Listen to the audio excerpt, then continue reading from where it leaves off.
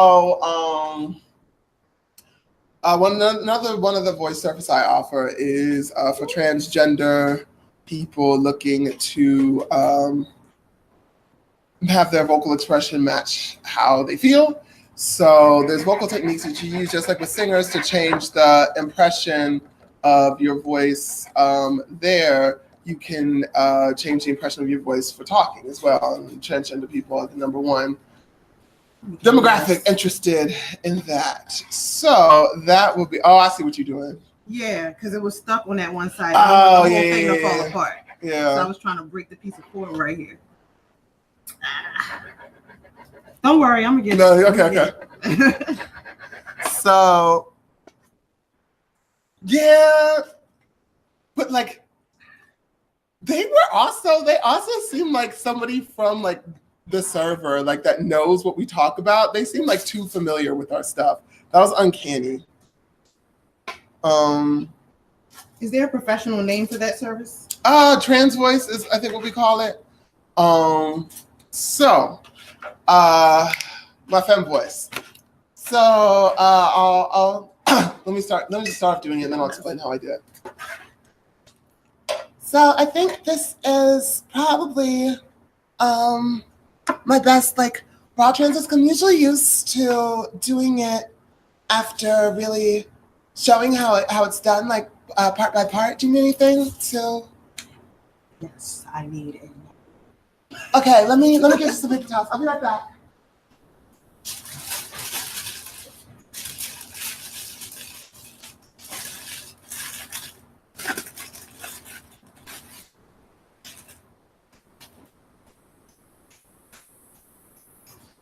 Did you think I could ask you? So the way this works is, like, I'm doing a pretty like uber feminine voice, because obviously, like, my voice is like super dainty and feminine sounding. Right now, this is probably more than I necessarily have people end up on. But I think when people look at like my facial hair and all this messery, they think like, oh, how could that possibly be a woman? And there's sort of like this mind-body disconnection. So I feel like you often have to overdo it at first. So if I sound like kind of saccharine, that's why. So the way that I assembled this is in 4 parts. So, and if you want more information on this, there's more information on the server, so make sure you get on the server. So the way you assemble this is, okay, so I'm gonna go back to my default voice. I'm gonna even like butch it up a little bit more than I actually butch it up at default. And so you can actually hear the changes that trans voice makes to my voice. So I'm gonna go from like least impactful to most impactful. So the first change I'm gonna make is I'm gonna start speaking in a higher pitch. So higher pitch by itself doesn't really do anything. Like, it doesn't make me sound necessarily more feminine. It makes me sound like I'm maybe trying to yell or I'm excited. It doesn't really, even if I talk in what's a feminine range and I don't change anything else about my voice, it doesn't make me sound like a woman. It doesn't even make me sound like I'm trying to sound like a woman. It just makes me sound panicked or something. So, thank you.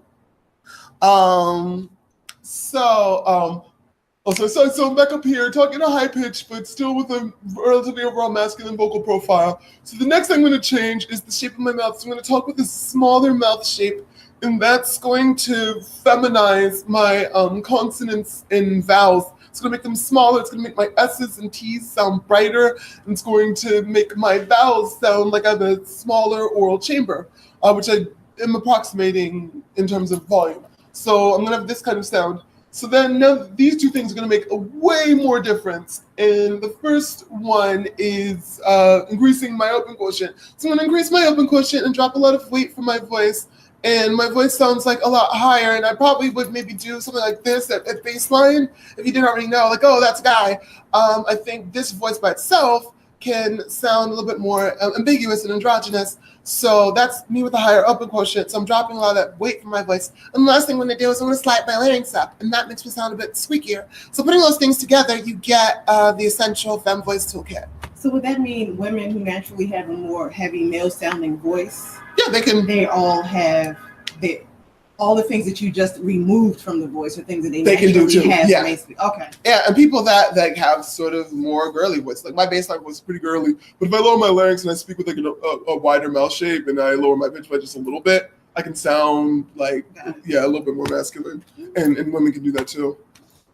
Or A5s. That is what I call big dog, little dog. It's a very useful tool for transgender people that are trying to either like sound more masculine or more feminine.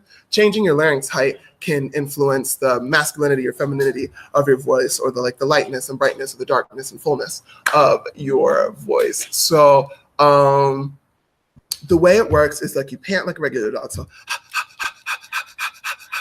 and then you turn that dog into like a big old Saint Bernard that has had too many kibbles and bits. So, and then you shift that up to like a Chihuahua.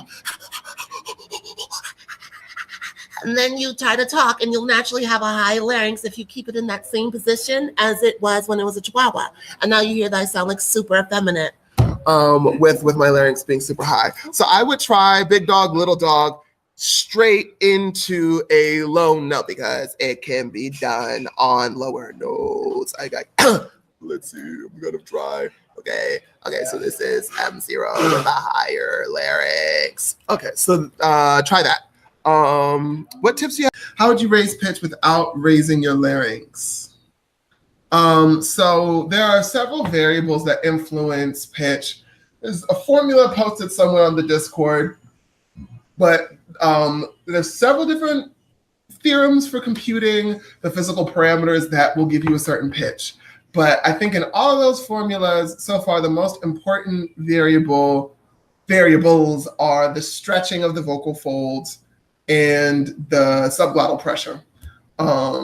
It's a mitigation of several different variables, but larynx height is by far not the most important variable in that. So like, I can have a lower larynx height and I can slide up in my range and maintain a lower larynx. So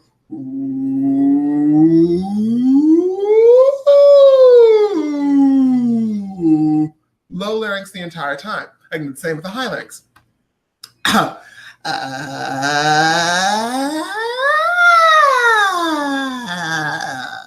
If larynx height and pitch weren't separable, then those pitch glides wouldn't sound different. And I think 9 out of 10 hearing people will say that those sound different. And the reason why they sound different is because pitch can be divorced from larynx height.